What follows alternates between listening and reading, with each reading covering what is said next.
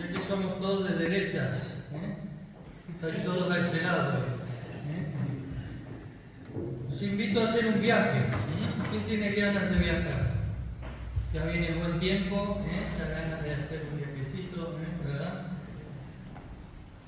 Bueno, yo no invito, sino que es el apóstol Pablo realmente el que nos invita hoy a hacer un viaje. Había los más jóvenes no la deben conocer, pero los que somos de la generación prodigiosa, una película que se llamaba Regreso al Futuro. ¿Se acordáis? Los que hacen así, ya tienen canas. Regreso al futuro, había alguien que iba del pasado al futuro, ¿verdad? Viajando. Y esto es lo que nos propone el apóstol Pablo en esta mañana. Cuando vamos al versículo en Efesios que hemos leído, ahora que ha leído Raquel, versículo 3, dice: bendito sea el Dios y Padre de nuestro Señor Jesucristo, que nos bendijo con toda bendición espiritual en los lugares celestiales en Cristo. El título del mensaje de hoy es Más que bendecidos. Somos más que bendecidos, por varias razones que Pablo expone aquí en estos primeros versículos de esta carta que él escribe desde Roma cuando él está preso por predicar el nombre del Señor Jesucristo. Y habla aquí de bendiciones espirituales en Cristo. Debemos ser conscientes de que somos bendecidos espiritualmente en Cristo. Cuando hablamos de bendiciones, hablamos de a veces prosperidad, sanidad, bienestar, pero lo que Dios se propone y se propuso es bendecirnos espiritualmente. Lo demás es una consecuencia de esa bendición principal que es la espiritual. Y Pablo aquí nos lleva a 3 puntos de nuestra historia: al pasado, al presente y al futuro. Y nos habla de 3 bendiciones. 3 bendiciones, una en el pasado, una en el presente y una en el futuro. Cuando vamos al versículo 4 dice: según nos escogió en él antes de la fundación del mundo, para que fuésemos santos y sin mancha delante de él, habiéndonos predestinado para ser adoptados hijos suyos por medio de Jesucristo, según el puro afecto de su voluntad. Lo que Pablo nos está diciendo que hay una bendición para nosotros en el pasado, y esa bendición es la elección. Hemos sido elegidos, dice Pablo aquí, inspirado por el Espíritu Santo. En él fuimos elegidos en Cristo antes de la fundación del mundo. Está hablando del pasado, antes de que la creación fuese hecha. Pablo retrocede, podemos decir mentalmente, antes de la fundación del mundo, antes de que el universo fuese creado, antes de la creación, antes del comienzo de los tiempos, en una eternidad que podemos llamar, para adaptarla a nuestra mente, una eternidad pasada, aunque la eternidad no tiene ni pasado, ni presente, ni futuro. Es un tiempo constante, es un presente constante. Pero para que nosotros podamos situarnos, es una eternidad pasada donde solo estaba Dios, podemos decir, en la perfección de su ser. En esa eternidad anterior, por decirlo de alguna manera, anterior a la creación del universo, Dios hizo algo, dice Pablo. Plasmó, y si podemos decirlo en términos humanos, en su mente, un plan, un propósito, una voluntad. ¿Y qué es lo que Dios se propuso en su voluntad? ¿Qué es lo que Dios planeó para con nosotros en esa eternidad anterior? Él plasmó un propósito eterno para nosotros. Y ese propósito nos incluía a nosotros, pero también a su Hijo unigénito Jesucristo. Y en ese plan que Dios trazó antes de la fundación del mundo, dice que nos escogió en Él. no solamente dice que nos escogió, sino dice que lo hizo en Él. Si leemos, y es bueno seguir el texto de la palabra de Dios para comprenderlo, nos escogió en Él. Es decir, nos puso juntos. ¿A quién? A ti y a mí, junto con Cristo. En esa eternidad pasada, Dios ya, antes de que tú y yo existiéramos, ya planeó ponernos juntos, a ti y a mí, con Cristo. Él determinó hacernos a nosotros, que aún no existíamos, sus propios hijos a través de la obra de Jesucristo en la cruz del Calvario. Jesús todavía no era hombre, Él era Dios y sigue siendo Dios, pero todavía no había venido a este mundo, nosotros no existíamos, la creación no existía, pero Dios ya tenía un plan, un propósito eterno, ponernos junto a Jesucristo, su Hijo amado, es lo que dice Pablo aquí. Él determinó hacernos a nosotros hijos e hijas suyos. Es una decisión que surge enteramente de su amor que es eterno también. Un amor que es inmerecido, que no merecemos, pero es en ese amor donde surge ese propósito de Dios. Dice que ya que nos escogió para que fuésemos ¿qué? ¿Qué dice? ¿Lo dice el texto? ¿Lo tenéis ahí en vuestra Biblia? ¿Qué dice? Para que fuésemos ¿qué? Santos, dice, y sin mancha delante de Él. Para que fuésemos santos y sin mancha delante de Él. Ese era el propósito de la elección. Ese es el propósito de habernos escogido en Cristo, de habernos puesto juntamente con Él. Lo que está indicando algo, está indicando que antes no éramos santos ni éramos sin mancha, porque el propósito era hacernos esto. Por lo tanto, lo que Dios estaba diciendo es que te amo aunque no lo merezcas. Te amo aunque no tengas ningún mérito. Estamos recibiendo ese amor, un amor que no solamente es inmerecido para nosotros, sino que también es desmerecido. ¿Y por qué decimos esto? Porque no solo no merecíamos ese amor ni lo merecemos, sino que merecemos todo lo contrario. Y por eso es un amor desmerecido también. Porque no solo no lo merecemos, sino que merecemos lo opuesto. No merecemos el amor de Dios, no merecíamos ser llamados por Dios, sino que merecíamos lo contrario, permanecer separados de Dios por toda la eternidad. Pero Dios, en ese amor inmerecido y desmerecido, se propuso unirnos a Cristo para hacernos hijos e hijas suyas. No merecemos esa elección de Dios, sino la condenación eterna, la separación eterna de Dios. Lo dice el versículo 5, habiéndonos predestinado para ser adoptados hijos suyos por medio de Jesucristo según el puro afecto de su voluntad, para alabanza de la gloria de su gracia, con la cual nos hizo aceptos en el amado. En el amado nos hizo aceptos delante de Él. Todos encontramos difícil esta enseñanza de la elección. Y muchos pretenden esquematizarla, dogmatizarla, pero podemos reconocer que no está totalmente revelada en la palabra de Dios. Dios nos ha dado un atisbo de lo que es esta enseñanza. Y en ninguna parte de la Escritura se desvela totalmente este misterio de la elección.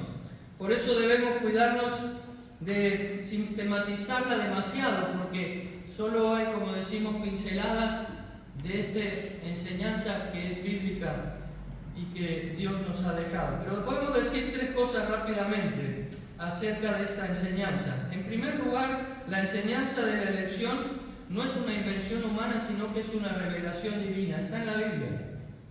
Es parte de la enseñanza de Dios que Dios nos deja en su palabra. No fue inventada por ningún hombre, ni por Calvino, ni por Agustín de Hipona, ni por ningún otro hombre que hicieron bandera un poco de esta enseñanza en detrimento de otras. Es sin lugar a dudas bíblica, es una enseñanza bíblica y ningún cristiano deberíamos ignorarla. En el Antiguo Testamento vemos cómo Dios elige a quién. Lo hemos leído ahora en Ezequiel. ¿A quién elige? Al pueblo de Israel. Lo ha leído Raquel. Ezequiel 25. Yo os elegí. De en medio de todos los pueblos yo os elegí a vosotros, le dice Dios a Israel, cuando no lo merecían. No habían hecho nada mejor que los demás pueblos. No tenían ninguna cualidad que sobrepasara a los demás. Y entonces, ¿por qué los escogió Dios? ¿Por qué los eligió?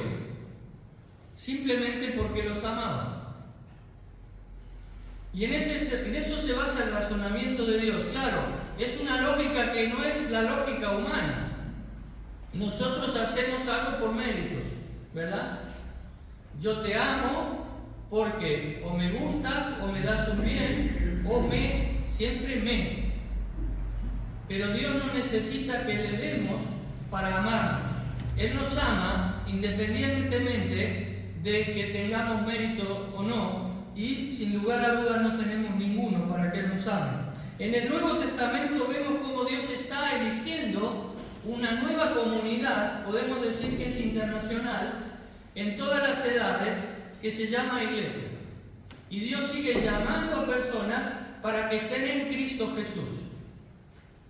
Es algo que muchas veces no podemos comprender, como decía, en su totalidad, porque no podemos ponernos en la mente de Dios. Él es Dios, nosotros criaturas.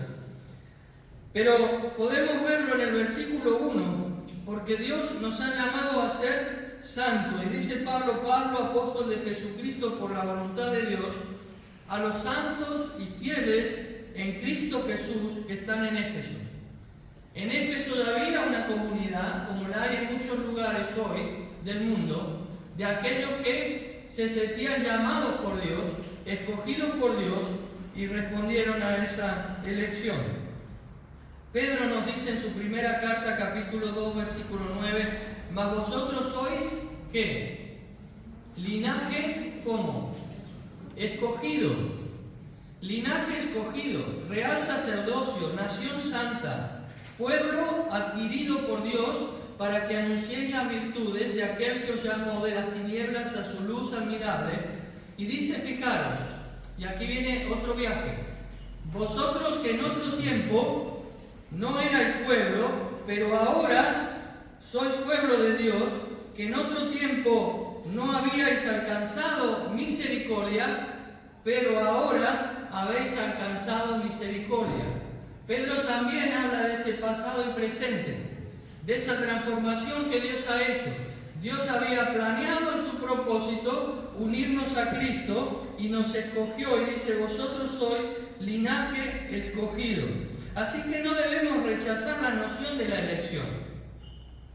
Dios es el soberano, Dios es el que elige, como si fuera quizás una teoría extraña o una fantasía. Es una enseñanza bíblica que quizás no podemos llegar a comprender en toda su magnitud, pero que sí Dios nos quiere apuntar a algunos conceptos. Debemos aceptarla humildemente. Debemos que, aunque no la entendamos por completo, repito, reconocer que es Dios el soberano sobre esta decisión. En segundo lugar, debemos decir que esta enseñanza es un incentivo para la santidad, no un motivo para el pecado.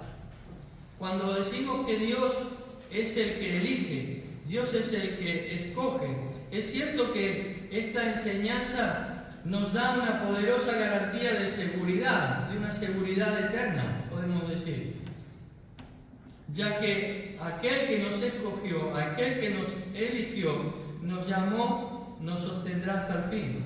Pero esa seguridad no puede ser usada para admitir y menos para alentar el pecado en nuestras vidas. No por esto puede decir, como soy salvo, estoy seguro en las manos de Dios, ahora vivo como me da la gana. Y da igual lo que haga, porque es Dios el que me ha escogido. Yo he sido elegido, soy salvo, así que no tengo necesidad de preocuparme por la santidad. Esto no es así. Es todo lo contrario, más bien. Tenemos que decir, y Pablo lo dice aquí, que Dios nos eligió en Cristo, ¿para qué? Lo dijimos antes. Para que fuésemos sin mancha, dice, y santos delante de Él. Cuando está usando esta palabra sin mancha, es la misma palabra que se usa en el Antiguo Testamento para decir inmaculado a los sacrificios. ¿Se acordáis de los sacrificios? Se cogía un animal sin mancha, inmaculado. Y este es el propósito que Dios tiene al llamarnos, para que estemos en esa relación con Él, buscando esas mismas características que Él tiene, porque Él es 3 veces santo. Así que sed vosotros santos en vuestra manera de vivir, dice el apóstol Pedro en su carta. Santos y sin mancha. Esta expresión también aparece en esta carta en el capítulo 5, aparece también en Colosenses 1:22, y donde se refiere allí a nuestro estado de perfección final. Cuando Dios nos eligió en Cristo, nos llamó para ser santos y sin mancha. Y estamos en ese proceso de transformación. ¿Cuándo se completará? Cuando estemos cara a cara con Él. Y allí sí estaremos inmaculados. Hoy Dios está trabajando en sus hijos, como el barro en manos del alfarero, dice el Antiguo Testamento. Y está transformando nuestras vidas para hacerlas según su carácter. Y dice que nos ha hecho participantes de su misma naturaleza. ¿Para qué? Para que lleguemos a asemejarnos a Cristo, a quien Él nos ha unido desde la eternidad. Por lo tanto, lejos de alentar al pecado esta enseñanza, lo que nos acerca es a una vida que procura honrar a Dios, que procura agradar a Dios en todo lo que hace. Porque nos sentimos bendecidos por esa elección. Nos sentimos bendecidos por haber sido elegidos para ese fin. Podemos decir que la evidencia de la elección es una vida santa. Es lo que manifiesta al verdadero escogido o escogida de Dios. Aquel que toda su vida está en relación a buscar, honrar y agradar a Dios. Y en tercer lugar, podemos decir que esta enseñanza de la elección es un estímulo para la humildad y no un motivo para envanecerse. Podemos caer en el error de decir, bueno, soy elegido, y envanecerte sobre otra posición, que no es así. Esto realmente sería así si imagináramos que Dios nos ha elegido por algún mérito propio, ¿verdad? Pero no hay lugar para el envanecimiento, no hay lugar para el orgullo, todo lo contrario. Hay lugar para la humildad, hay lugar para mantenerse humilde ante este reconocimiento de haber sido escogido por Dios. ¿Por qué? Porque reconozco que no hay ningún mérito en mí. El mérito no es mío, sino de Cristo. El mérito es de Dios, por lo tanto no puedo envanecerme. Y Dios lo explicó claramente a Israel, que no los había elegido porque se sobrepasaran a las otras naciones en alguna manera, porque no era así. No tenían ningún mérito para que Dios les amara, pero Dios les amó y les escogió como pueblo suyo. Y lo mismo sigue haciendo hoy con las personas que reconocen a Cristo como su Salvador personal. Reconocemos que los méritos son de Cristo en la cruz y que es Él el que murió por nosotros. Que nada tengo para ofrecer, pero que recibo esa gracia de Dios, ese favor inmerecido de parte de Dios, y lo reconozco como algo que no me merezco. Simplemente Dios escoge porque nos ama. La razón por la cual Él elige no está en nosotros, está en Él. Él es amor. y Él es el que en su soberanía ama y elige. Está en su amor y no en nuestro mérito. Y esa misma verdad se establece aquí en Efesios capítulo 1. El énfasis que le da Pablo aquí no es al mérito humano, sino es a la gracia de Dios, a la misericordia de Dios, al amor de Dios, al perdón de Dios, al propósito de Dios, a la elección de Dios. No hay nada del hombre aquí, todo es de Dios, y es Dios el que produce esa bendición para nosotros. Nos eligió en Cristo, declara Pablo, antes de la fundación del mundo, es decir, antes de nuestra existencia, por lo que no podíamos ni podemos aún hoy reclamar ningún mérito. No existíamos, por lo tanto no había ningún mérito que reclamar. Pero Él ya te amó y ya me amó. Por lo tanto, esta verdad acerca de la elección nos debe llevar a estas tres cosas que hemos nombrado. Aún muchas veces podemos encontrar algún aspecto sin resolver en nuestra mente, pero sí están claras estas tres cuestiones. Nos debe llevar a la santidad y no al pecado. Nos debe llevar a una actitud de humildad y no de orgullo o de envanecimiento.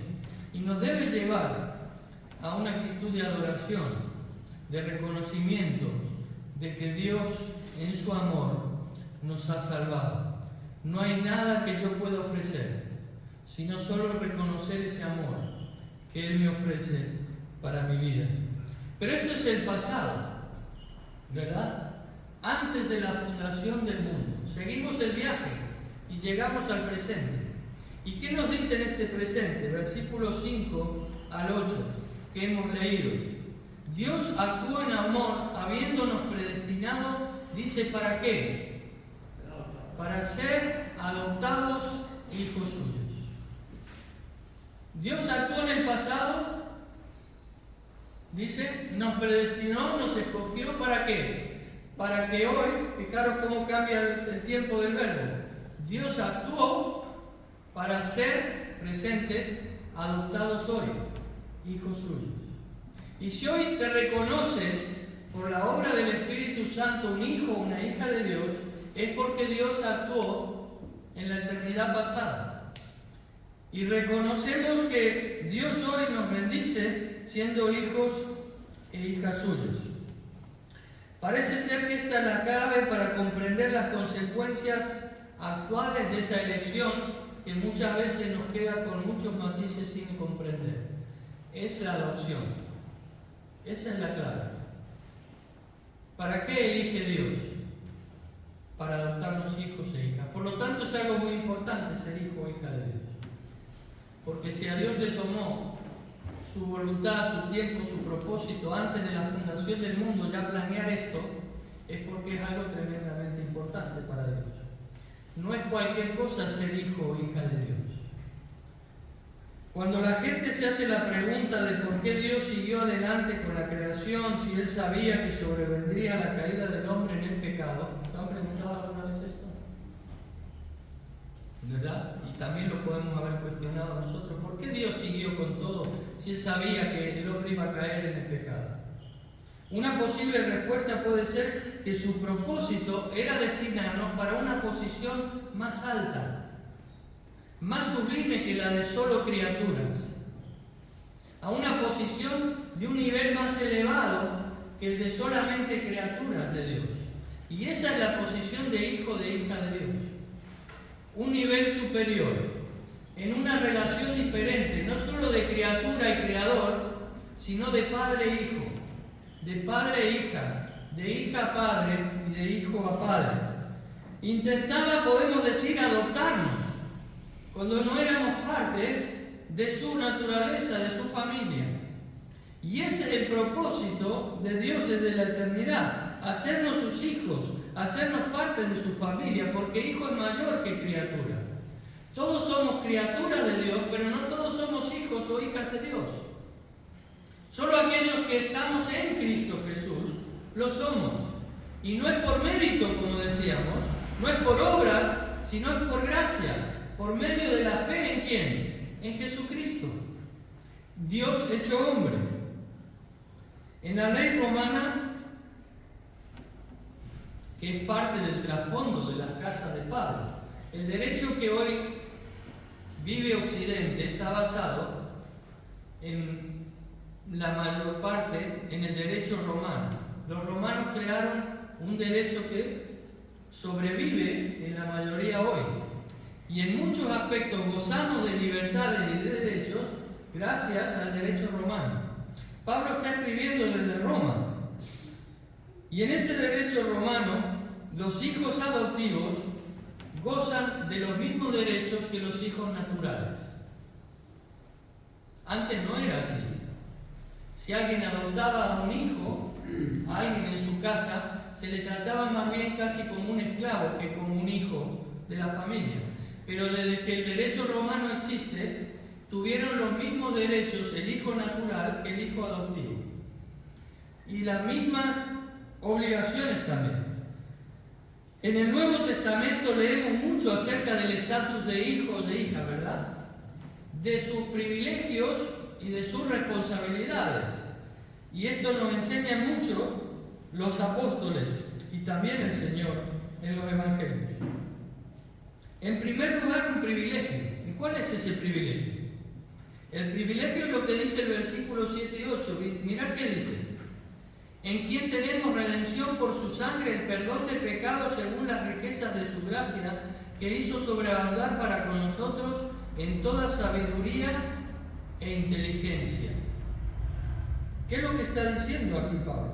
Que hay un privilegio. Tenemos redención, dice, por su sangre. Tenemos perdón de nuestros pecados. ¿Según quién? Nosotros no, según su gracia, que es rica.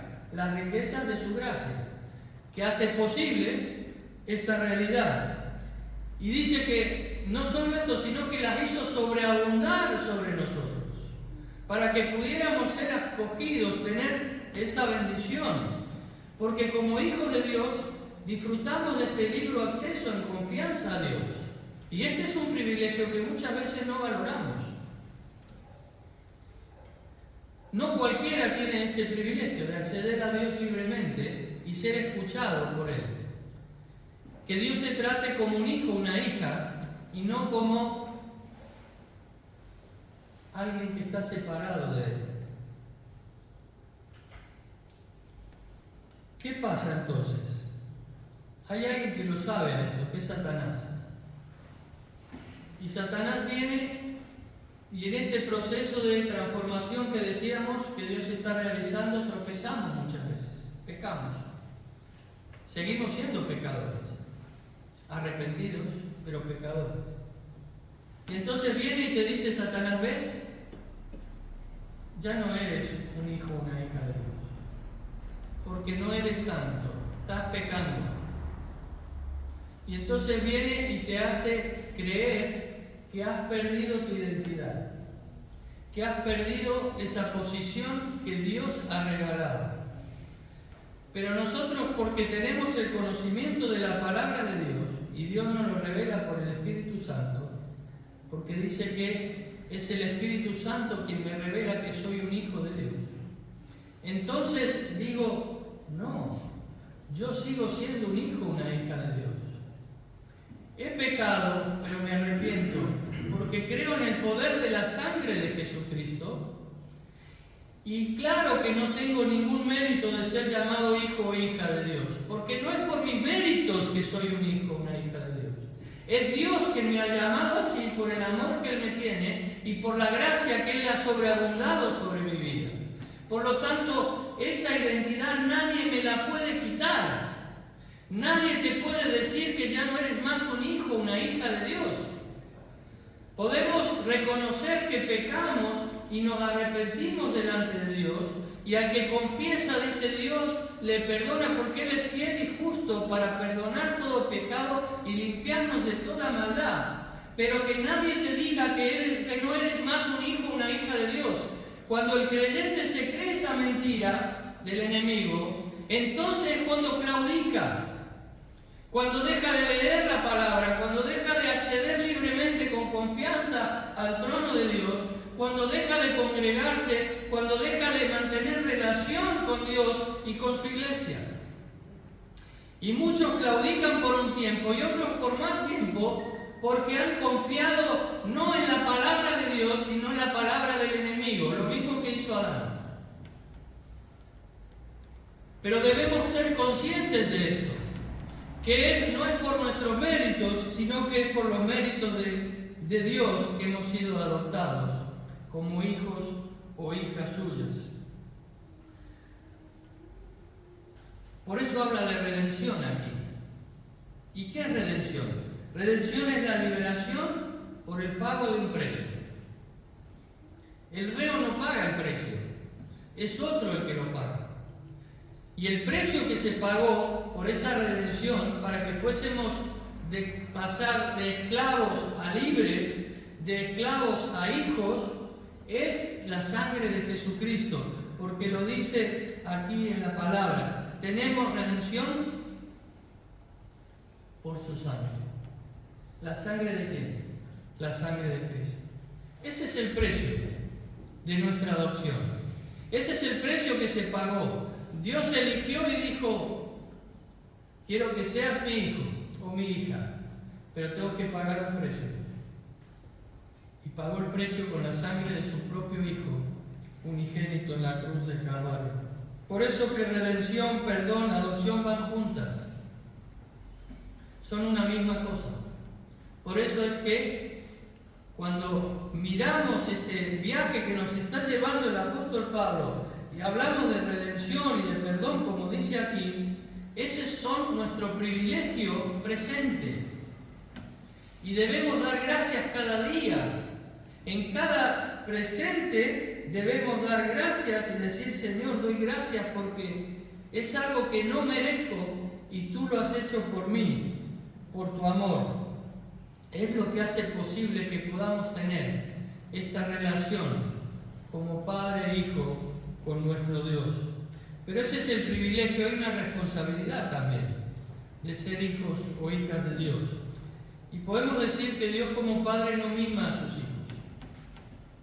Es un error que caemos muchas veces los padres humanos, de mimar demasiado a nuestros hijos, ¿verdad?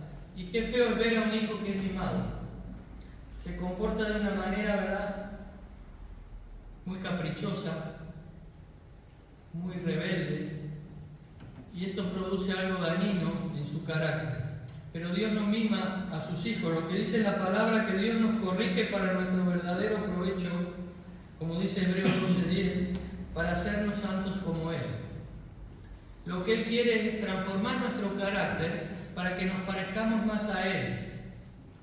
Porque cuando un hijo es mimado, no representa los principios de los padres. Pero cuando un hijo es corregido, es para que viva según los principios de esa familia. Y lo que Dios hace es esto con nosotros. Nos corrige, nos disciplina, esto nos duele, pero es para nuestro bien. Y las dos afirmaciones que hace Pablo aquí en el versículo 4 y 5 son paralelas. Fijaros, dice: nos predestinó para ser hijos suyos. Y luego dice: nos escogió para que fuésemos santos. Por lo tanto, hijos santos, ¿verdad? Son paralelas. Y luego, más adelante en esta carta, lo vuelve a recalcar y dice: sed pues imitadores de Dios como hijos amados. Como hijos tenemos la responsabilidad de imitar al Padre, de imitar a aquel que nos enseña y nos corrige. No nos podemos convertir en hijos mimados. Es inconcebible que podamos disfrutar de una relación con Dios como sus hijos sin asumir la responsabilidad que conlleva de buscar ser como Él, imitarle a Él, porque así representaremos bien a la familia. Si nos convertimos en mimados, no estaremos representando bien a la familia ni a nuestro Padre. Y muchas veces queremos ser más mimados que responsables.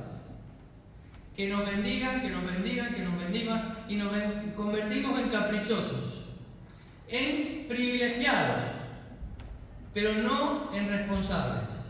Y el ser hijos lleva las dos cosas, privilegio y responsabilidad de ser como Él. Por eso dice el versículo 4, fijaros, delante de Él. Lo dice así. Dice, para que fuésemos santos y sin mancha, y no para ahí. Dice, delante de Él. Es decir, ante su presencia, ante su mirada. El que es hijo o hija reconoce que está constantemente en la presencia de Dios, que está delante de Él todo el tiempo. Por lo tanto, asume esa responsabilidad de buscar honrarle en todo momento en lo que hace, porque sabe que Dios está presente en su vida.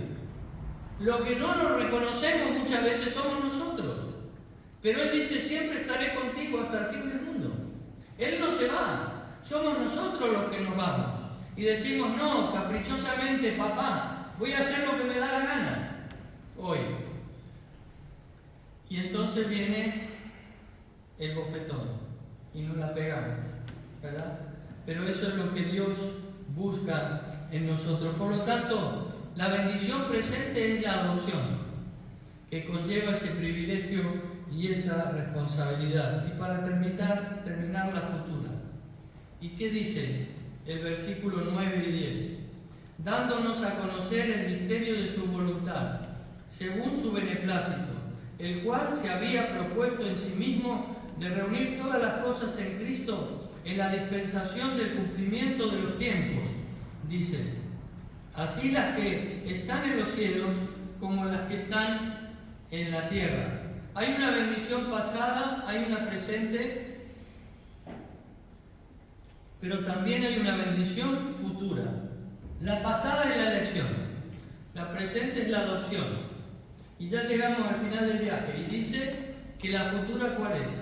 Es la unificación. ¿Y cómo entendemos esto? Dios ha hecho más que elegirnos en Cristo en la eternidad pasada y darnos la condición de hijo como una posesión, una bendición presente, con todos sus privilegios y sus responsabilidades. Pero también nos ha hecho, dice, en toda sabiduría e inteligencia, conocer el misterio de su voluntad para el futuro.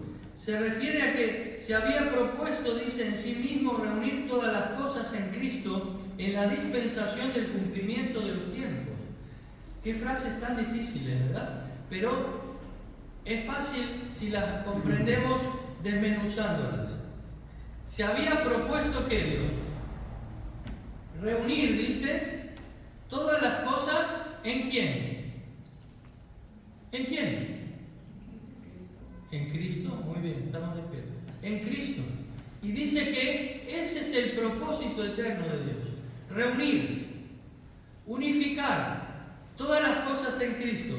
¿Dice cuándo? En la dispensación del cumplimiento de los tiempos. Dispensación es era, es etapa. Del cumplimiento de los tiempos, ¿qué quiere decir? Cuando la eternidad se una con la creación. ¿Cuándo será esto?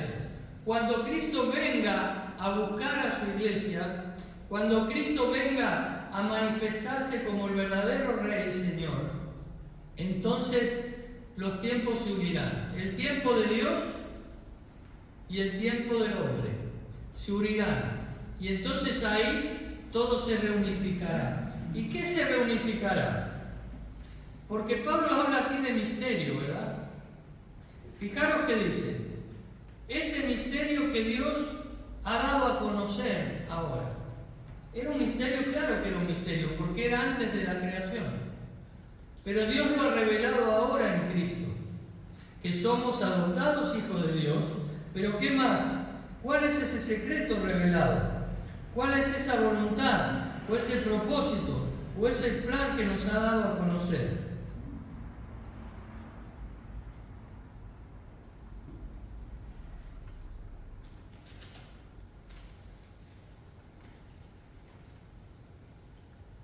Pablo lo dice en el capítulo 3, que por revelación me fue declarado el misterio como antes lo he escrito brevemente, leyendo lo cual podéis entender cuál sea mi conocimiento en el misterio de Cristo, misterio que en otras generaciones no se dio a conocer a los hijos de los hombres, como ahora es revelado a sus santos apóstoles y profetas en el Espíritu. Y dice 2 puntos. ¿Cuál es ese misterio? Ahora lo sabremos. Dice que los gentiles son coherederos y miembros del mismo cuerpo y copartícipes de la promesa en Cristo Jesús por medio del Evangelio, del cual yo fui hecho ministro por el don de la gracia de Dios que me ha sido dado según la operación de su poder. ¿Cuál es ese misterio que Dios ha revelado ahora? Que aquellos que Dios había elegido como su pueblo, que siguen siendo su pueblo, pero que ahora Dios ha elegido a otro pueblo, como dice Pedro, que es su iglesia, pero que dice que en el cumplimiento de la dispensación de los tiempos se unirán. Pero Dios va más allá de todo esto. ¿Por qué? Porque cuando Pablo está hablando de esa reunir todas las cosas, ¿a qué se refiere con todas las cosas? ¿A qué se refiere con todas las cosas? Se refiere a todo lo creado. Se refiere a todo el universo. Llegará un día, cuando Cristo venga a reinar, que todas las cosas se unificarán bajo su dominio y su autoridad. Hoy como iglesia, y Pablo habla de esto, reconocemos que Jesús es ¿qué? Del cuerpo, que es su iglesia. Cabeza de su iglesia. Y hoy la iglesia de Jesucristo reconoce algo. ¿Qué reconoce? Que Jesucristo es el Señor. Pero alrededor de la iglesia, el resto de la creación aún no lo reconoce. No reconoce esta verdad. ¿Cuándo la va a reconocer? Cuando se manifieste esta verdad, verdaderamente, una verdad que ya se nos ha manifestado, dice Pablo, ese misterio, hoy, pero que se manifestará al resto de la creación en ese momento del cumplimiento futuro de los tiempos. Y en ese momento, todo el universo, incluida la iglesia, incluido el pueblo de Israel, reconocerán que Jesucristo es Rey de Reyes y Señor de Señores, para gloria de Dios Padre. Hoy reconocemos esto, gloria a Dios. Y esto es una bendición, un privilegio. Por eso Pablo está diciendo aquí que hay 3 bendiciones.